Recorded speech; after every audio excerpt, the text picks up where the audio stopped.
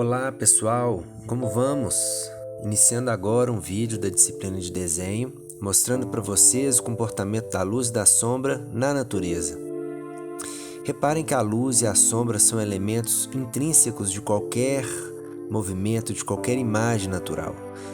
Tem a sombra do próprio objeto e a sombra projetada também. Reparem, luz intensa, meia luz, sombra própria, o reflexo e a sombra projetada. O esquema é simples. Reparem aqui na imagem que a gente acabou de ver. Luz intensa, meia luz, sombra própria.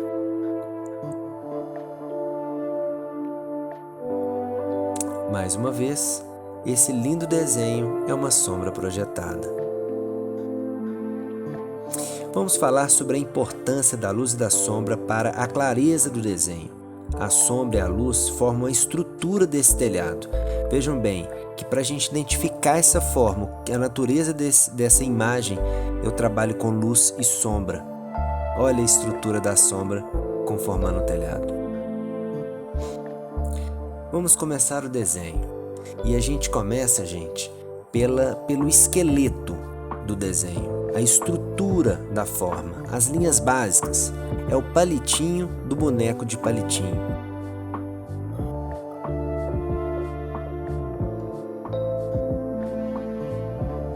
Aquelas formas essenciais que determinam a natureza e toda a orientação da formação do desenho.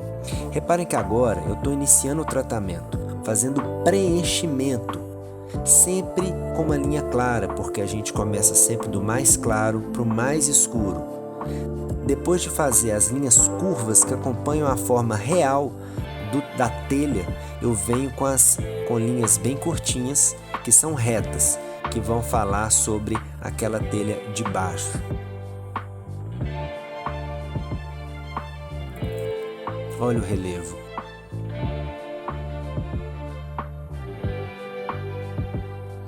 Agora, um passo à frente está sendo dado. Eu estou entrando com a cor mais forte, com a cor mais escura do desenho até agora.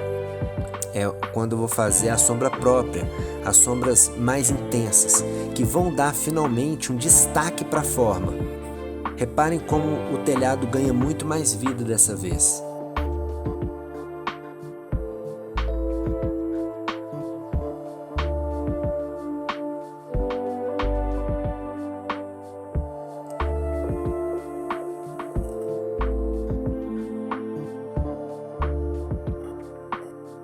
Mais alguns detalhes. Percebam como tudo já tem ganhado muito mais vida só com a ação das sombras. Por fim agora, só os retoques. Um pequeno meio tom ali entre as telhas na parte que não tem uma luminosidade mais intensa. Vamos fazer aquele estudo? Sombra própria, luz intensa e meia luz na parte mais baixa do telhado. Na história da arte, os artistas trabalharam a luz e sombra dando realidades diferentes, expressões diferentes, clarezas diferentes para o desenho.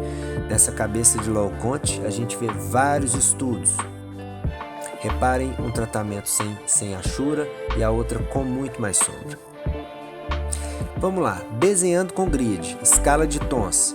É o nosso exercício dessa semana. Primeiro passo, medir com a régua mesmo, na tela do computador, qual que é a minha largura, medindo a moldura.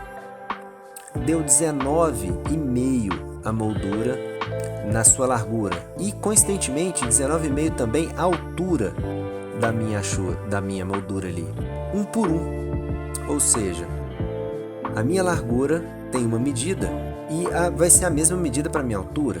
Vamos supor que eu defina 15 centímetros para cada um. Se a folha do papel em sua altura tem 21 centímetros, eu tenho que fazer uma conta.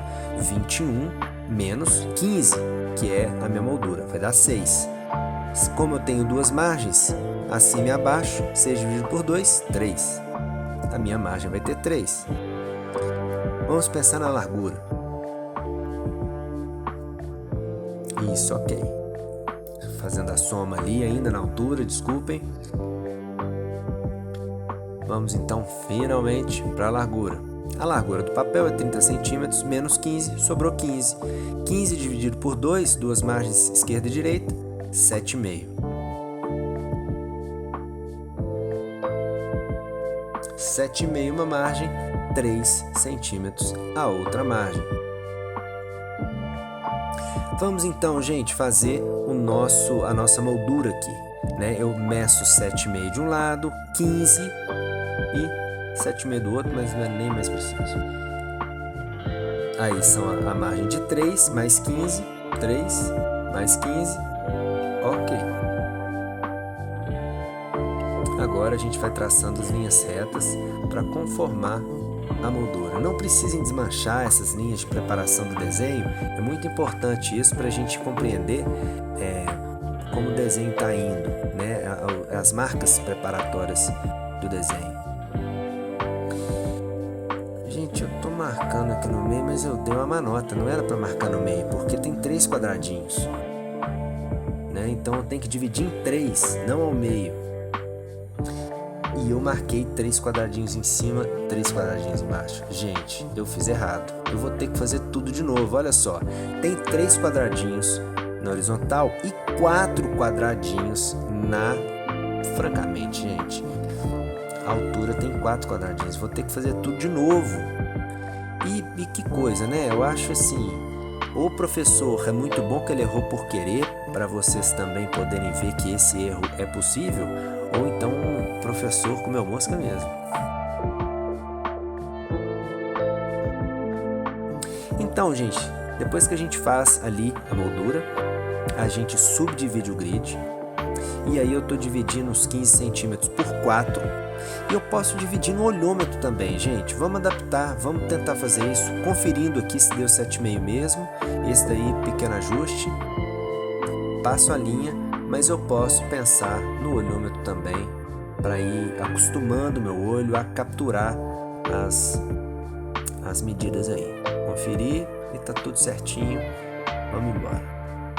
Pronto, meu grid está pronto, pessoal, igual o grid da tela. Reparem para vocês verem. Nova etapa do nosso desenho. Vamos começar a desenhar e aí é aquela comparação, né? Eu marco ali no meu grid as ordenadas, as localizações de onde está a forma lá na fotografia, né? Essa é uma técnica que vocês sabem bem. E mais uma vez, vou fazer a estrutura da forma primeiro, as linhas gerais, né? Aquelas linhas mais simples, só para demarcar o desenho. No caso dessa garrafa, que não tem nada no fundo, é muito interessante eu fazer mesmo a silhueta dela, o contorno dela, né? Que vai me orientar o suficiente para eu dar conta do desenho. O que interessa nesse desenho é o tratamento que a gente vai dar para essa garrafa nas suas diferentes nuances de luz e de sombra. Então essa forma, ela está mapeando ali para não ter nenhum problema de proporção para o meu desenho. Olha lá, certinho.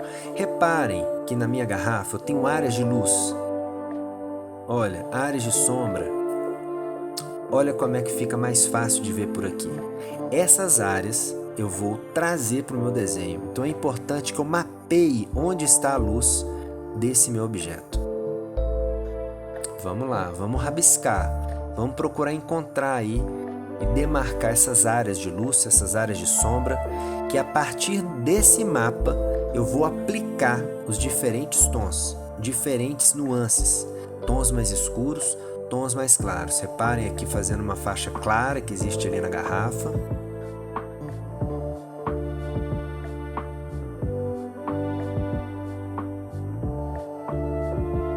Agora eu mapeio com números. Quanto mais escuro,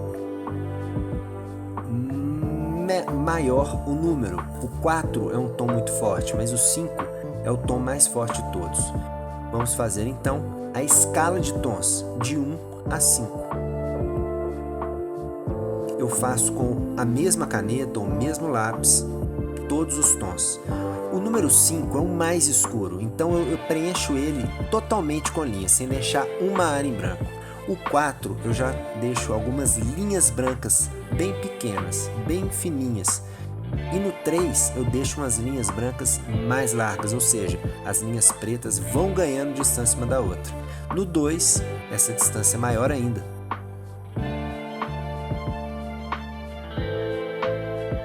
Agora eu coloco os números e vou encontrar uma correspondência direta com a minha garrafa e as áreas que eu demarquei. O tom 5 mais escuro, onde ele está? Então vou aplicar ele, exatamente ele, ali. A mesma distância, que não existe no caso do 5, a mesma distância entre as linhas. Gente, a escala de tons, ela é para ser cumprida. Ela é a minha referência. Vou aplicar exatamente esse tipo de achura, né, que é o conjunto de linhas, na minha garrafa. E reparem que agora eu estou observando o volume, o arredondado da garrafa.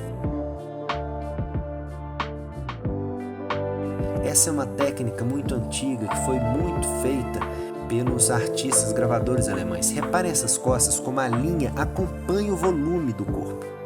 É isso que eu quero fazer nessa minha garrafa. Por quê? Eu vou ganhar uma impressão de volume maior na medida que eu respeito essa forma, que eu insinuo o volume da garrafa. Então, reparem que as minhas achuras respeitam um certo arredondado, que é o mesmo arredondado da base da garrafa. Essa forma abaulada.